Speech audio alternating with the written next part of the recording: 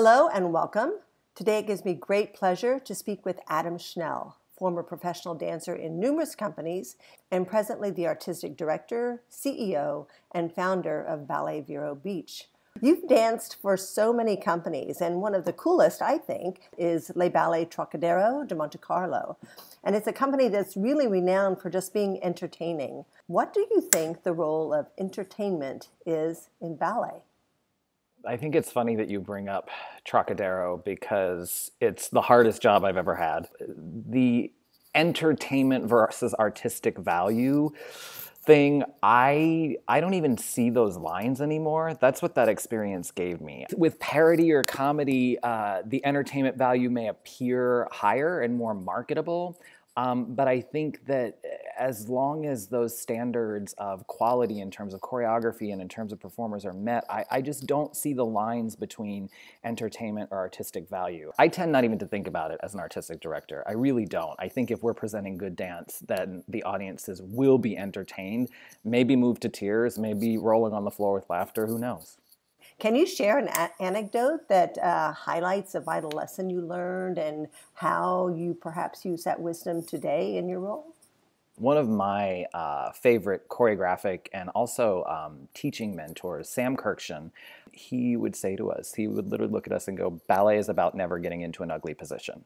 That's it. That's all you need to know. So I really have taken that almost as a personal mantra for life, that, yeah, we don't need to take it so seriously, but if you put in those building blocks of time, of quality, of commitment, then it is that easy. Let's talk a little bit about funding.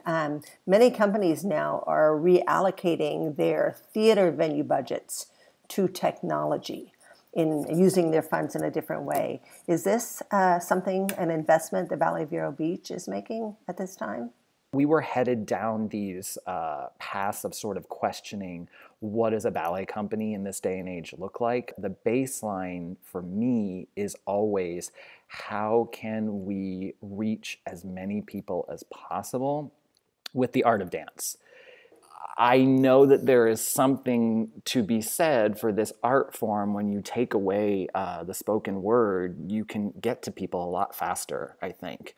You know, that's sort of the human potential writ large across the stage, and surmounting that with people can speak any language sitting in an audience. For me, with all of these decisions, technology, cancellations, all of that sort of stuff, it just goes back to how can we reach as many people as possible, because, you know, it feeds people's soul. So you were talking a little bit about working digitally already, and this time has probably prompted that a little bit further in perhaps your programming choices and also your choreographic choices. Do you have to work differently? When everything started, it was great to see everyone posting archives and things like that. And I think that 6 months in, I think we all need to start to do better. We're all going to have to get used to being able to do some stuff live, some stuff digitally, some stuff as a hybrid. I'm really excited about the film stuff, but it's super scary. Not as a choreographer, I grew up loving Bob Fosse's choreography, and especially the films that he made. Like, I mean, I can remember scenes in All That Jazz and Cabaret where he goes from showing you the whole picture to just showing that one hand snapping. That's something we can't do in the proscenium theater as choreographers. As a manager, it is terrifying. I mean, trying to film outside in late summer in Florida and hope that the weather holds because we can only pay the artist so many days, and erecting a sprung dance floor out in the middle of the woods, like, come on. I didn't think that that was what we would be doing. But if you're gonna do something, we might as well put everything we've got into it at this point.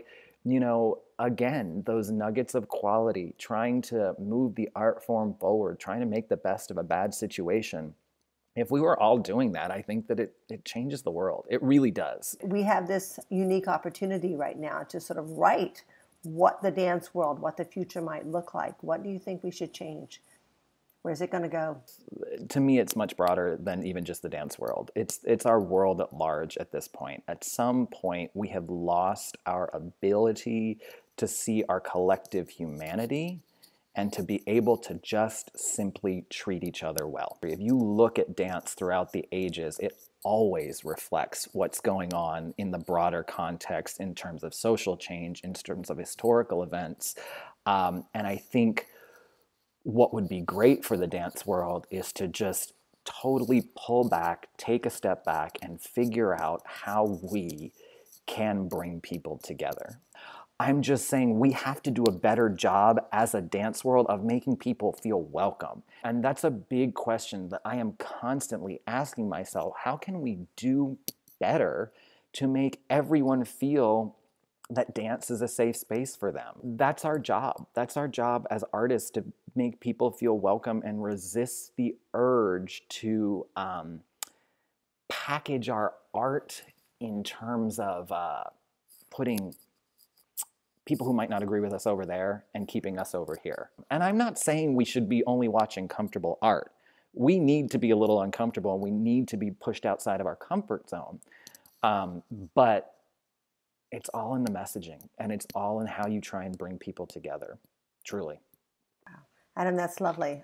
Thank you. I think that kind of sums it up, really. That sums it up. And you said lovely things, and I think everybody needs to listen to it for sure.